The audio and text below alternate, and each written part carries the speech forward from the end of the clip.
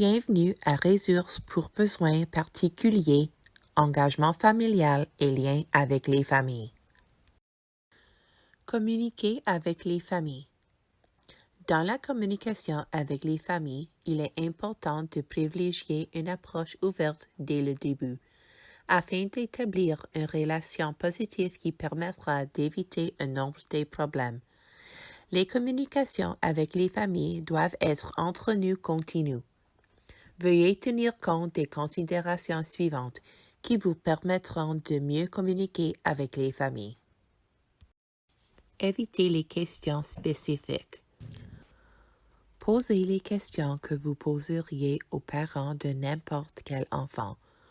Vous pouvez ensuite demander des renseignements supplémentaires plus personnels utiles pour favoriser l'inclusion de l'enfant dans la classe et en faire un partenaire de communication.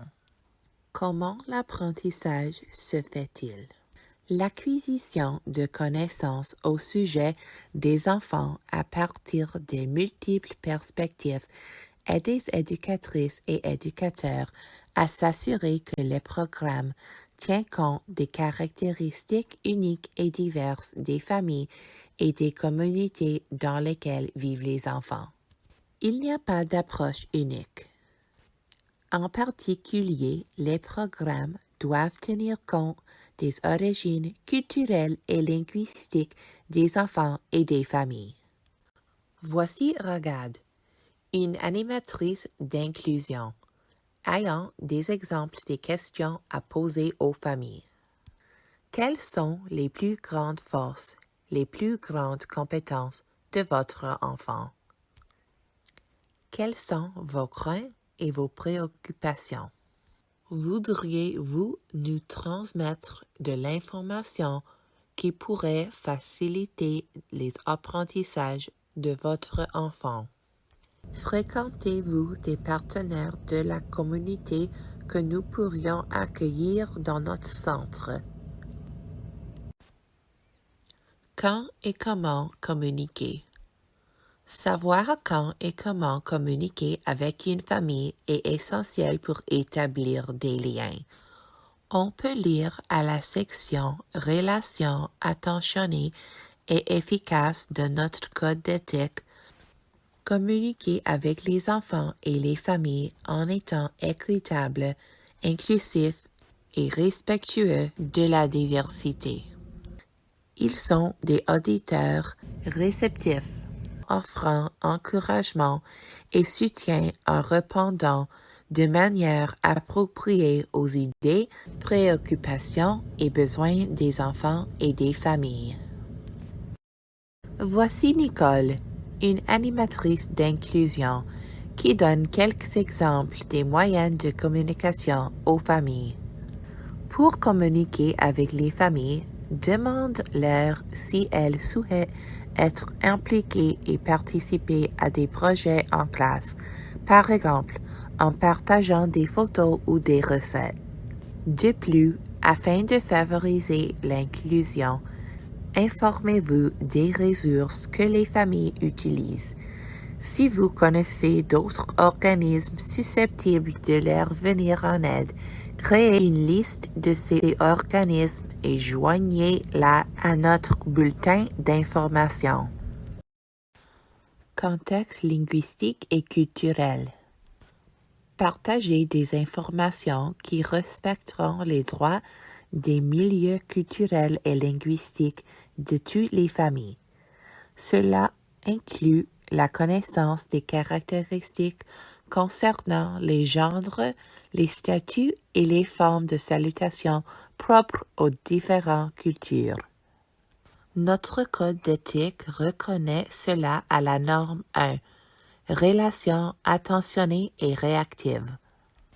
Accédez aux informations disponibles concernant la situation familiale pertinente des enfants et les facteurs qui peuvent contribuer à façonner leur identité individuelle et familiale, y compris, mais sans s'y limiter, la santé de l'enfant, la garde légale ou la tutelle, la structure familiale et le contexte culturel et linguistique.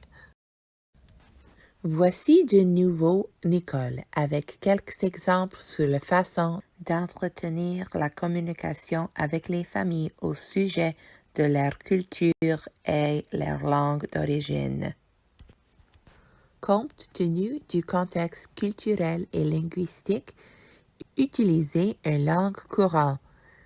Si la famille a besoin d'aide, offrez-lui des formulaires et des bulletins d'information traduits et des textes imprimés. Vous pouvez aussi utiliser des photos et des illustrations pour vous assurer d'être bien compris. Considération pour la communication. Langage non verbal et corporel.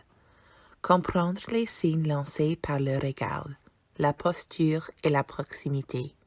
Selon les caractéristiques de la famille, établissez un endroit sécuritaire pour communiquer et développer des liens. La Charte des droits des parents de Hamilton reconnaît le droit au respect, droit à l'assistance, droit à la sûreté et la sécurité. Voici Jenna, une animatrice d'inclusion, avec quelques considérations au sujet de la communication non verbale et du langage corporel dans la relation avec les familles. Le contact visuel est encouragé, sauf s'il rend mal à l'aise à la personne avec qui vous parlez. Dans tel cas, évitez ce type de contact. Tâchez d'adapter une posture détendue en gardant les bras de l'angle de votre corps. Souriez et parlez d'une voix posée. Tenez-vous assez près de la personne pour qu'elle vous entende, mais assez loin pour éviter de lui donner l'impression d'envahir sa bulle. Respectez les limites de chacun et évitez les contacts physiques. Donnez la main, par exemple, à moins que votre interlocuteur vous y invite. Énoncés au jeu et interactions positives.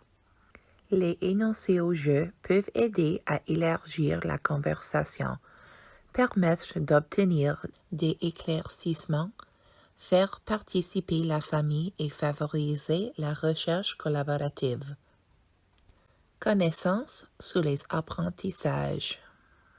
Ces énoncés relèvent d'une série de stratégies qui favorisent des interactions positives continues avec les enfants et les familles. Voici Sarah, une consultante en ressources, qui donne des exemples à d'énoncés au jeu.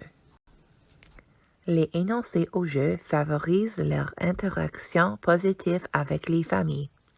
Par exemple, je me souviens que tu as dit lundi que tu irais faire du vélo.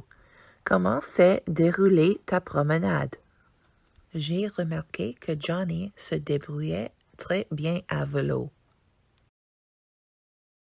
L'importance des familles. Les familles développent une confiance en elles et un sentiment d'appartenance quand les programmes valorisent le rôle essentiel que joue la famille dans la santé et le bien-être des enfants. L'utilisation des énoncés au jeu permet aux éducatrices et éducateurs de poser des questions sur le bien-être des enfants ou de partager des informations sur le bien-être de l'enfant dans une rencontre à la fin de la journée. Voici Sue, une consultante en ressources, qui donne un exemple d'un énoncé au jeu. Les énoncés au jeu peuvent aussi favoriser le bien-être et permettre d'entrer en contact avec les familles. Par exemple, je sais que Johnny a beaucoup aimé la lasagne ce midi. Ou encore, je crois que Johnny aime beaucoup des jeux d'eau. Les énoncés au jeu favorisent aussi la collaboration avec la communauté, comme le requiert la norme 4, professionnalisme et leadership. Pratique. Collaborer avec les familles et les collègues. y compris les partenaires communautaires et les membres d'autres professions, pour accéder aux ressources et à l'expertise. Ces énoncés facilitent les partenariats communautaires au profit des enfants et des familles. Voici Sarah avec un autre exemple d'énoncé au jeu. J'ai constaté que vous recherchiez un moyen de favoriser le développement de votre enfant. Aimeriez-vous rencontrer notre consultant en ressources pour en discuter? Faisons maintenant un résumé de type vrai ou faux. Une communication ouverte peut servir à éviter que ne s'installe une situation problématique. Vrai ou faux? Vrai.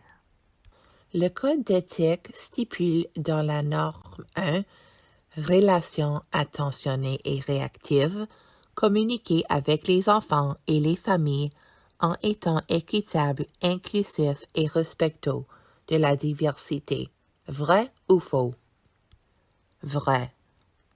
On doit être conscient de son langage corporel lorsqu'on communique. Vrai ou faux? Vrai. Les énoncés au jeu n'aident pas à favoriser le bien-être. Vrai ou faux? Faux. Réflexion. Veuillez consulter les informations sur des ressources supplémentaires ci-joints et répondre aux questions de réflexion. Merci.